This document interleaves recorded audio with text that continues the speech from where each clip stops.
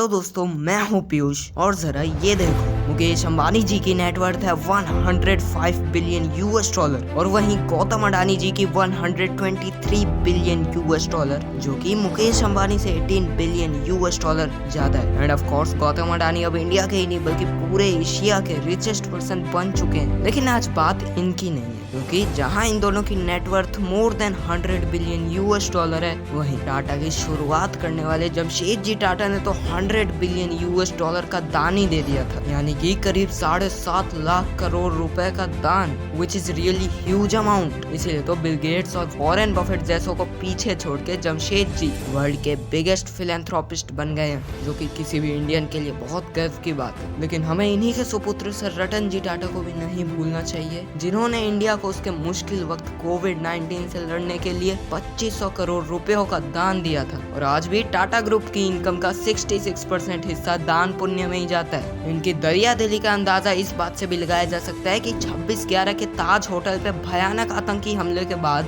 रतन जी टाटा ने शहीद और घायल हुए एम्प्लॉयज और गेस्ट की मदद तो की ही थी, साथ ही बाकी जो होटल के बाहर वेंडर्स बैठे थे उनकी भी मदद की थी। तो चलिए आज हम जानते हैं टाटा ग्रुप के किए हुए कुछ भले कामों और कैसे टाटा ग्रुप इंडिया की हेल्प कर रहा है ग्रो करने में। अब दोस्तों, किसी भी देश को चलाने में सबसे इम्पोर्टेंट क्या है? उस देश की इकोनॉमी। देश क्या है, यहाँ तो आम आदमी के घर को चलाने के लिए भी इकोनॉमी बहुत जरूरी है। तो हमारा पहला पॉइंट है इकोनॉमी।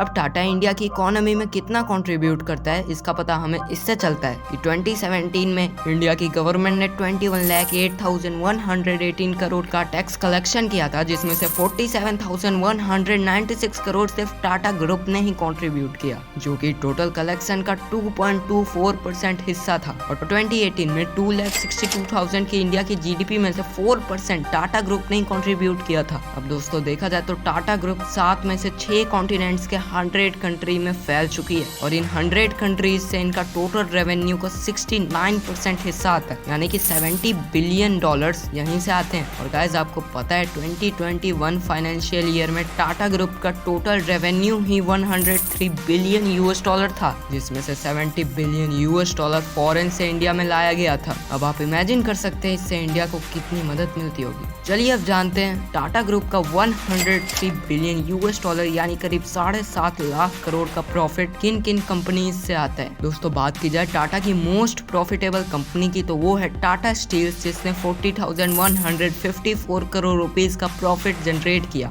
फाइनेंशियल ईयर 2022 में टाटा स्टील्स के बाद नंबर आता है टीसीएस का, जिसका प्रॉफिट था 38,449 करोड़ रुपीस। बिल्कुल इसी तरह टाटा के बीवरेजेस में टाटा टी इंडिया का नंबर 1 सेलिंग टी ब्रांड है। एंड 2000 में टाटा कंज्यूमर प्रोडक्ट में शामिल हुआ विदेशी टेटली टी कनाडा में नंबर 1 और यूएस यूके में सेकंड सबसे ज्यादा सेलिंग टी ब्रांड है, जो कि टाटा का ही है। और इससे भी बिलियंस का प्रॉफिट इंडिया में आता है। Tata Titan eye plus, Tanishq, Sonata, Fastrack की एक्सेसरीज सेल करके भी हर साल 21,204 करोड़ का रेवेन्यू जनरेट करता है। इसके अलावा टाटा ग्रुप ने मोर देन 196 होटल से 3,056 करोड़ रुपीस का रेवेन्यू 2021 से 2022 में जनरेट किया है। And guys don't forget Tata Motors ने भी 2021 में 3,19,000 करोड़ रुपए का रेवेन्यू जनरेट किया है। और दोस्तों ये तो टाटा की चंद सब्सिडरीज की बात थी, क्योंकि इनके पास 100 से भी ज्यादा कंपनीज है। तो सोचिए इनकी सारी कंपनीज से कितना प्रॉफिट होता होगा और इंडिया को इससे कितना फायदा होता होगा।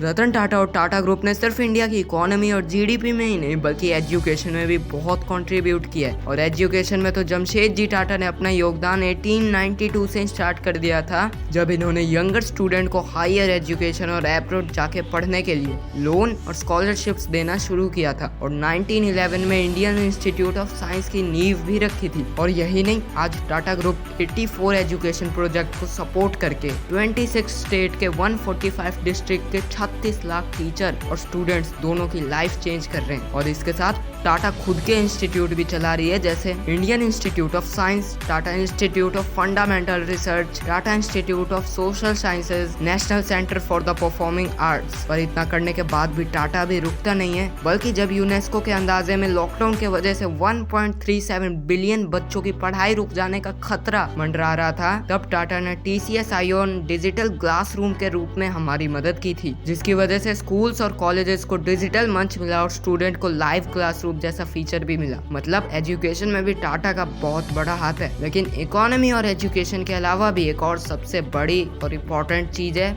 जो कि है हेल्थ। अब टाटा इंडिया की हेल्थ के बारे में कितना सोचता है, ये हमें इससे भी पता चलता है कि टाटा ग्रुप ने कोविड रिलीफ के लिए 2500 करोड़ रुपयों का डोनेशन इंडिया को दिया है। और इस 2500 करोड़ के अलावा भी टाटा सन्स के चेयरमैन एन चंद्रशेखरन ने ये बताया कि टाटा ग्रुप ने हॉस्पिटल्स में 3200 बेड ऐड करवाए, 2 हॉस्पिटल्स का भी निर्माण करवाया और उन्होंने ऑक्सीजन कैपेसिटी को हर दिन 1100 मेट्रिक टन बढ़ाया, जो कि इंडिया की पर डे कैपेसिटी का 10% हिस्सा होता था। और सिर्फ कोविड से लड़ने के लिए नहीं, बल्कि हमारे देश के आने वाले कल हमारे देश के बच्चों की हेल्थ खराब ना हो, इसलिए टाटा ने the Annapurna project Maharashtra government और नॉन प्रॉफिट अक्षय पात्र केटर के साथ पार्टनरशिप में चलाया, जो हर दिन 12,000 बच्चों को 20 स्कूल में टेस्टी और न्यूट्रिशियस खाना खिलाता है। और दोस्तों, आप जानते ही होंगे कि पानी की कमी भी भारत की कितनी बड़ी समस्या है और आज 3 करोड़ 80 लाख इंडियंस पानी की गंदगी से होने वाली बीमारियों से जूझते हैं, जैसे कि डायरिया,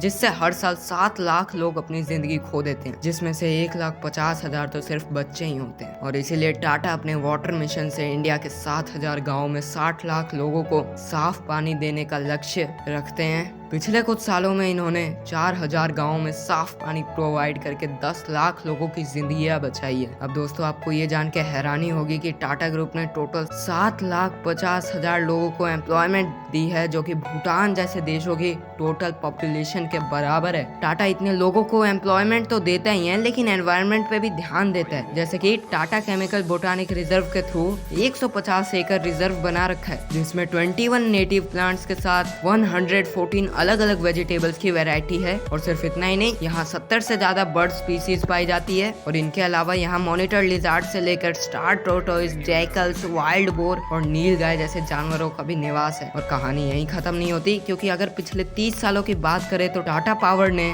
वालवाहन डैम और इंडिया के वेस्टर्न घाट पर बसे हाइड्रोलिक फैसिलिटीज के पास 180 लाख पौधे लगाए हैं। टाटा इंडिया के लोगों और हमारे इंडिया को आगे बढ़ाने के लिए हर तरह से मदद कर रहा है। और फिर चाहे बात इकोनॉमी की हो या फिर एजुकेशन की। और रतन टाटा का भी यही सपना है कि वो आने वाले कल में इसी तरह अपने देश की और देशवासियों की मदद करते रहे। एंड गाइस, आपको पता है रतन जी टाटा को हिंदी बोलनी नहीं आती है। तो दोस्तों, आपका क्या ख्याल है टाटा और रतन टाटा के बारे में, जिन्होंने हमारे देश का इतना भला किया है? कमेंट्स में उनके लिए 2 शब्द जरूर लिखें। और ऐसी ज्ञानवर्धक और मनोरंजक वीडियो देखने के लिए वीडियो को लाइक और चैनल को सब्सक्राइब जरूर करें। टिल देन बाय, मिलेंगे अगली वीडियो में।